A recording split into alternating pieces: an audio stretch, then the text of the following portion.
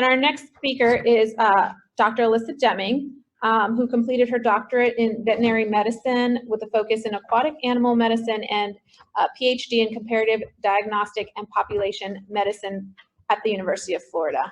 Her current research is focused on the long-term health impacts of the Deepwater Horizon oil spill on coastal bottlenose dolphin populations. And she is also known as Regional On-Site Coordinator investigating the ongoing bottlenose dolphin unusual mortality event in the northern Gulf of Mexico. So without further ado, Dr. Deming. Thank you, guys. I'm excited to come talk to you guys about this. I will say I'm based out of the Sea Lab, so I'm an Alabama girl, not a Florida Panhandle girl, but I like to think you guys just stole Alabama's coastline. So we're all the same family.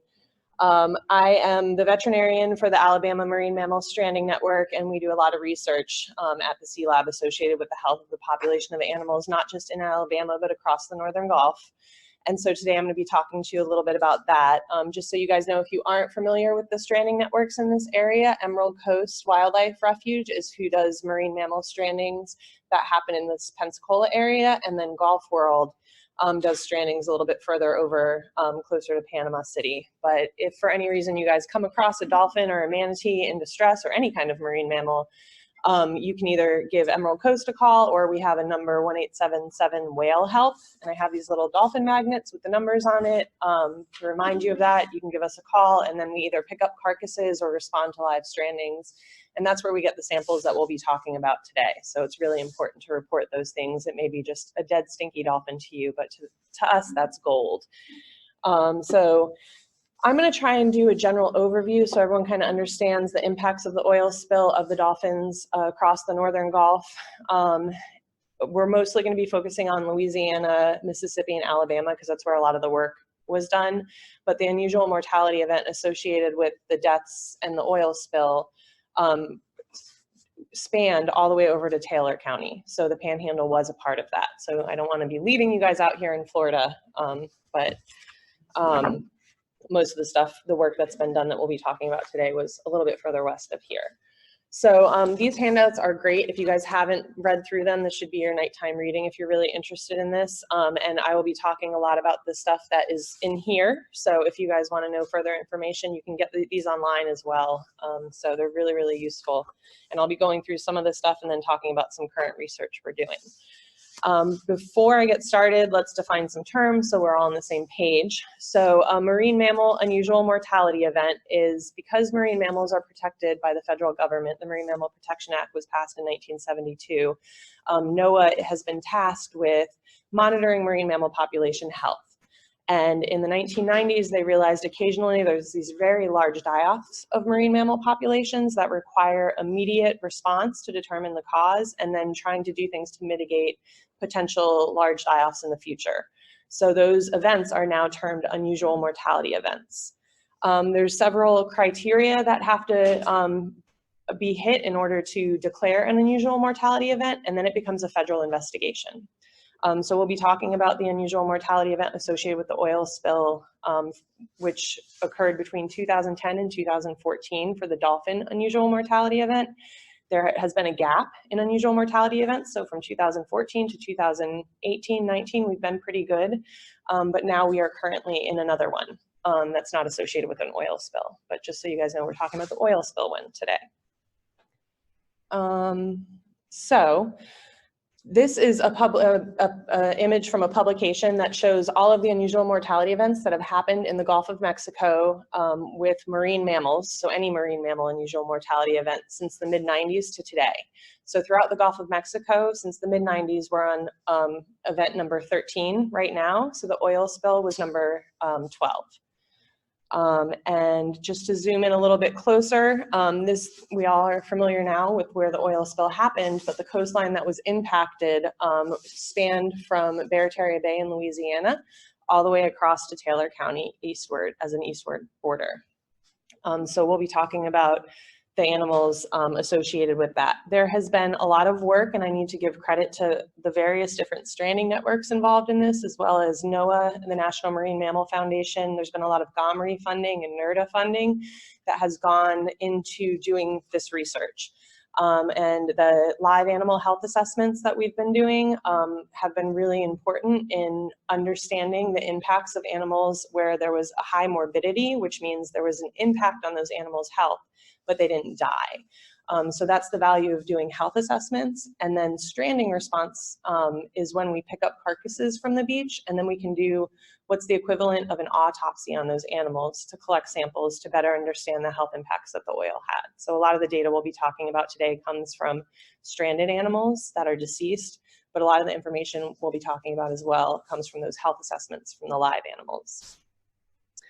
So as far as the health assessments are concerned, there were several health assessments that happened during the unusual mortality event from 2010 to 2014. And there was a lot of really important information that we gathered from those health assessments as far as the impacts of the oil exposure on the bottlenose dolphins along the coast. So those are the cetaceans or marine mammals that are easily accessible for us to actually capture, bring on a boat, and then we do a full doctor's appointment, probably more thorough than anybody in this room has ever had. They get full body ultrasounds, they get blood work, we take blubber and skin biopsies, we take urine and feces samples, we take dental radiographs because they're having issues with their teeth, we do echocardiograms on them to look at their hearts, we listen to their lungs with stethoscopes, we give them a really thorough workup. And then we take, usually those health assessments last about 2 to 4 weeks, and we take all those samples back, and we have enough samples that we are busy for the rest of the year kind of working those up and pulling that information together. So from all of that work that happened with the live animal health assessment, some of the health issues that we've seen in the bottlenose dolphins include them having a potentially suppressed immune system, so that if your immune system isn't working right, you're not good at fighting off secondary infections. We saw a lot of lung issues, which may have a lot to do with the fact that these animals are mammals, so that they breathe air. So the water and air interface that they're coming up on to take deep breaths often is where a lot of the volatile chemicals kind of live. So they were inhaling that when the oil spill was actively happening, and that can damage your lungs. And if you damage the surface of your lungs, that leads a nidus or an area where bacteria or fungus can infect, and then you start getting more problems down the line with that, especially if your immune system is compromised. In addition to that, the dolphins were in poor body condition, particularly in Barataria Bay. So they were really thin, looked like they weren't eating well, and they were having reproductive issues. And that's kind of what we're going to be focusing on today, is some of those reproductive issues that they're having. So I will say that there has been a lot of work that has gone into understanding the health impacts of the animals during the unusual mortality event, and there's been a lot of publications about that in, I would say, between 2014 to 2016. But since the close of the unusual mortality event in 2014, there hasn't been a significant amount of publications within the literature to determine how the dolphins are doing now that the unusual mortality event is over. So we'll also be focusing on that a little bit today too. So I'm just going to plug it one more time. You guys really should read these. They did a really good job kind of pulling together a lot of different groups' work and putting it in a way that I wish I could write as clearly on. So it really helps you guys understand on a level the larger scale impacts in a detail that I don't have time to get into today. So definitely take a look at it. In the handouts, there are a couple tables that give you a breakdown of some things they found. So on the first page, there's kind of a map of where all the dead animals were found along the beaches during the unusual mortality event. And on the next page are these two tables that I'm going to go over right now. So the first table that you guys can see up on the screen, or open up your pamphlet if you have it in front of you, is showing you the number of dolphins and whales that stranded in Louisiana, Alabama, and Mississippi. So it's broken down in those orders, and the total number of animals on that very bottom column. And this first one shows you the historical number of animals that were used to getting strandings in this area, in the respective areas, when there is not an unusual mortality event happening. So in Alabama, we could expect within a year getting 14 dead marine mammals on our beaches. So if you follow through those columns, you can see from March to December in 2010, we had 21 animals, and then it really went up in 2011 to 59 animals. And the total for the region was 334 the year right after the oil spill, which is almost 5-fold higher than what we would expect historically for that region. So that's when we know that there's an unusual mortality event happening, when there's a perturbance in the number of animals like we had seen here. So within the entire 4 years that unusual mortality event was declared, we lost over 1,000 dolphins, when in reality we would typically lose about 50 in a year. So that's way higher than we would expect, and that has major implications on the population and the sustainability of the populations of the dolphins along the coastline. So in this graph, this is kind of a lot smarter people than me can develop models to use all of the data as well as prognostic scores that we give the modelers on whether or not we think an animal is going to live or die based on their current condition. And then they apply all of that data into their models to try and predict in the future how long it's going to take these dolphin populations to recover. So if you look at this graph, you can see that I'm just going to use Alabama as another example. Alabama was the least affected. So when you start east and start moving your way west towards Louisiana, the impacts got worse and worse along the way. And that also kind of mimics what we saw with the oil coming up on the coastline. So Louisiana got the most, Mississippi second most, Alabama, and then over here in Florida. So you can see in Alabama, it's estimated that it's going to take 31 years for our population of dolphins to recover back to the level it was at pre-oil spill based off the models that these guys developed. 31 years is a really long time. And that is best case scenario. In Mississippi, they estimated a little over 50 years it will take those dolphins to recover.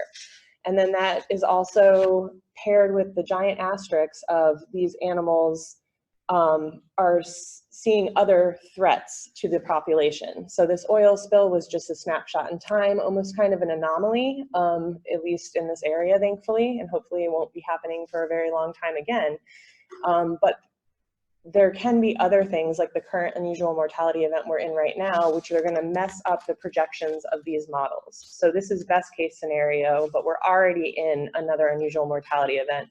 So these timeframes can be expanded out longer for the population to recover. And so the thing that we're focusing on today is going to be perinate animals. So I'll define what perinates are in a second, but basically that's the reproductive success of a population is really important for that population to rebound, right? So if we killed 1,000 animals in 4 years, if the animals that are left, the 40 to 60% of the animals that survived are having difficulty getting pregnant and maintaining a pregnancy, it's going to be even harder for that population to rebound from oil exposure. So looking at and determining whether or not a population is reproducing successfully is really important to predict management and policy needs to protect those populations in the future. So if you look at this graph here, is my pointer coming up? Maybe not. Oh, I have a laser pointer. Okay, perfect. So if you look at this graph here, I was told not to travel. So this shows you from 2004 to 2014, and we're only looking at the number of perinates. So those are either late-term aborted fetuses or newborn baby dolphins that are about 2 to 4 weeks old. If you look at the background numbers here, you can see that there's about less than 5. Mississippi's gray, and they always have a few more. They have a longer coastline, they have better coverage historically as far as stranding responses are concerned, so they're always a little bit higher. But for the most part, these numbers, it doesn't take a PhD to see that these numbers significantly increased right after the oil spill happened. So May 2010 to December 2010, the reason why we split it up like that is because the oil spill started making its way to the coast right around this time. And bottlenose dolphins are pregnant and giving birth in this time frame right here. So let me just go to this next slide. Like I said, there hasn't been any work looking at the impacts following the closure of the unusual mortality event to see if we're still seeing increased levels of perinate deaths. And I should also point out, the year after the oil spill, obviously these numbers are much higher than the 3 years following that during the unusual mortality event. So the Perinate dolphins got hit the hardest the year after their moms were exposed to oil. And then they kind of drop down to closer to background levels, but still higher than we would expect for this area. Okay, so now we're going back and looking at the data starting at 2015 until now to try and better understand the trends in stranding rates in the dolphins. So just to give you guys kind of a breakdown, this is a fairly late term aborted fetus, probably about, the dolphins take about 12 to 13 months to have full gestation, so about 3 months longer than us. So this baby dolphin is probably about 7 to 8 months, maybe 9 months in gestation. A perinate dolphin is pretty much, if it were to be born early, it would be able to survive on its own in theory. So this guy's fully functional, his lungs will be able to work. He should be able to live if he's born, is basically why we make that cutoff. And then this guy was born, and we can look at things like their lungs underneath the microscope and see if they took a breath, and that tells us that they were born alive, or if they have milk in their stomach, we know that that animal nursed. And the difference between what caused the death in an animal that was born alive and then died shortly after and an animal that was a late-term abortion is different. So figuring out those things is important to understand the epidemiology behind the death of these animals. So we basically took something called level A data along all 3 of these coasts, which are just the numbers of strandings, and that's it. And then in Alabama, we looked a little bit deeper into these animals to determine what was the cause of death by looking at histology and doing testing for some specific diseases that can kill late-term fetuses. I will say that we need better baseline data, which drives home the fact that we shouldn't just be doing this kind of monitoring and responses when there's an event like an oil spill. We need to constantly be monitoring the population health of our environments in order to know how badly they're being impacted when things like this happen. And we have no reliable stock assessment of dolphins, at least in Alabama. So that would be useful to know how many dolphins we have, to know when we see 1,000 dolphins die in the region, how that impacts the population overall. And then we really do need to consider in the models when we're trying to figure out recovery times in these populations, whether or not the populations are able to successfully reproduce. And if they are having reproductive issues, that should be added to the model in order to better predict how long they need to recover. And with that, I'll say there's a ton of people, like I said, that have been involved in doing the dolphin research. So I want to give everybody credit where credit is due. And the live animal health assessments are still ongoing.